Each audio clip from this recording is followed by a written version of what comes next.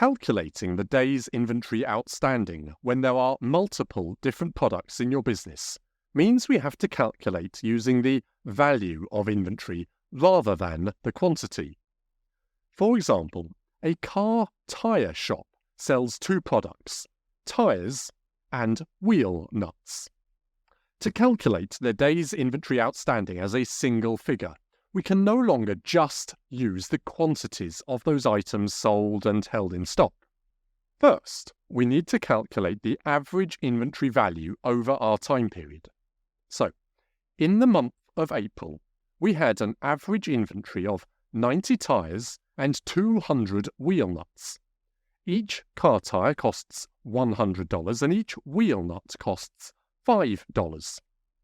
First of all, we have to add up the individual inventory of each product, $100 times 90 plus the nuts, so $5 times 200.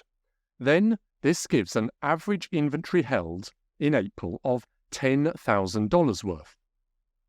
Now we have to calculate the cost of goods sold in the same time period, the month of April in our example.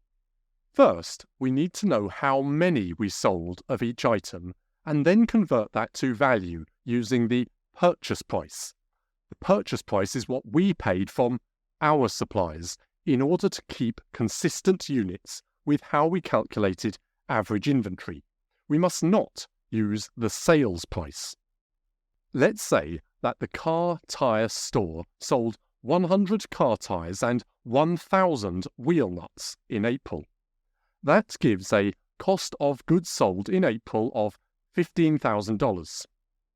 10,000 divided by 15,000 times by 30 days in April gives a DIO of 20 days. So, on average, over the month of April, our car tyre shop held 20 days worth of inventory by value. That certainly doesn't mean an even 20 days worth of tyres and 20 days worth of nuts.